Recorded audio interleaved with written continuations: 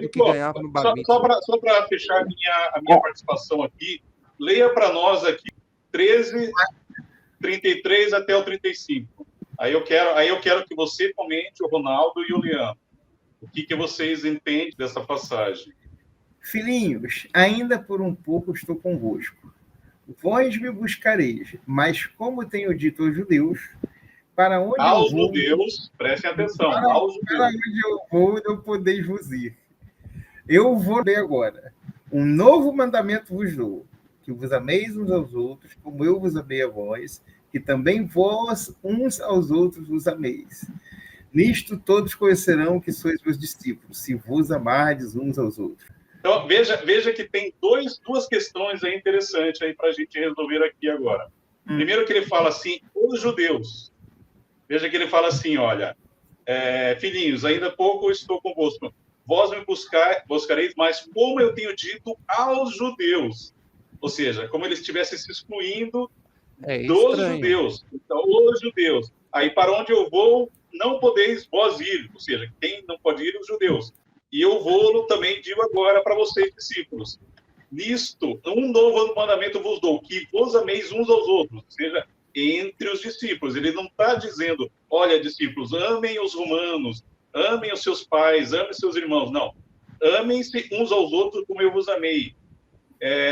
A vós, que também vós uns aos outros vos ameis. Isto todos as pessoas de fora conhecerão que vocês são meus discípulos, se vocês amardes uns aos outros. Mas aí, então, são duas questões aí interessantes. Então, veja, primeiro Jesus fala assim, olha, eu falei para os judeus que para onde eu vou, eles não vão.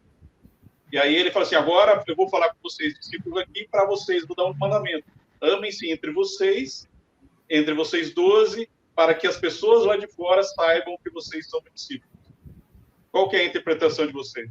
Então, no meu caso... Pode voltar para a gente. No meu caso, nem todo amor existe uma conotação, assim, né, para esse lado. Por quê?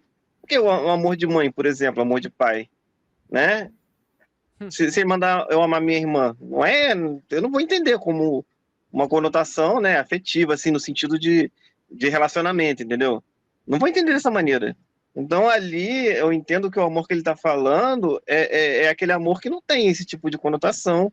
É cuidar, é zelo, entendeu? Porque, assim, ele também fala, ame a Deus acima de todas as coisas. Então, amar é o que a Deus? É uma relação? Não. Entendeu? Ame teu próximo como a ti mesmo. Ele diz que esses são os 2 maiores mandamentos. Então, eu entendo quando ele fala ali nesse sentido. Não consigo ver desse jeito, entendeu? Beleza, mas você entende que é entre eles. Ele não está falando Sim, para amar. Porque a princípio Jesus veio para os judeus. Eles negaram, não quiseram. E aí, após isso, ele abre para os judeus. Ele falou, olha, para onde os judeus não vão. Se cair é porque minha bateria está 5%. Eu estou sem carregador aqui. Só explica essa passagem agora. Ele diz assim, eu falei para os judeus, ou seja, ele não é judeu. Então, ele isso poderia é estranho. Assim, eu falei para as pessoas que para onde eu vou, eles não vão. Mas ele diz, eu falei para os judeus, para onde eu vou, eles não vão. Ou seja, ele não quer que os judeus não aceitaram. Tanto que no sinótico, não aceitaram. Jesus fala assim, eu falo em parábolas para que eles que estão de fora, não vocês discípulos, para que eles não entendam e não sejam salvos. Porque eles aceitaram. Mostra uma coisa, Francis, isso mostra uma coisa. O autor, essa palavra não é de Jesus, essa palavra é do autor. E o autor não é judeu. Se fosse um judeu escrevendo, ele não colocaria o que eu falei para os judeus. Ele falaria como eu falo agora. Assim como eu disse para o nosso povo. Assim como eu disse para o nosso povo, ame uns aos outros como eu vos amei. Nosso povo. Se o cara está escrevendo, porque é um costume, tá? Isso não é um vício de palavra. Assim como o evangélico tem varão, como que é? Irmão. A gente fala nosso povo, nossa gente. Quando o cara está dizendo, assim como eu falei para os judeus, você tem 2 problemas.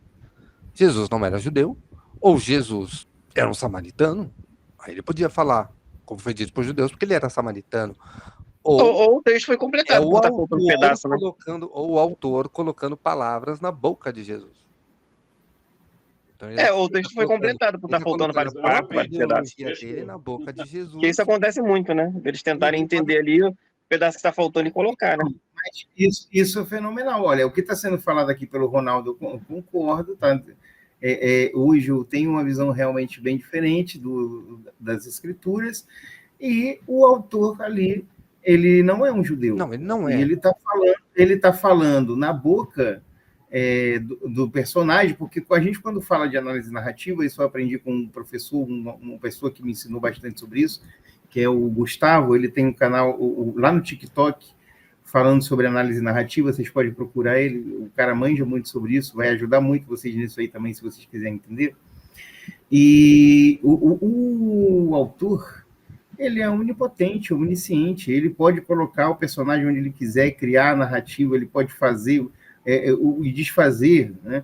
Porque ele é o criador, né? Ele é Deus na narrativa. Então na narrativa, o autor, que é como Deus, né? Porque ele que cria tudo, que coloca a palavra na boca dos personagens, tudo isso, né? Ele vai colocar ali o seu entendimento, né? E você pode até identificar um pouco o autor através da narrativa dele, né? Mas você... Enfim, Érico, Ronaldo, Leandro, bem-vindos à Multiversal Flaviana.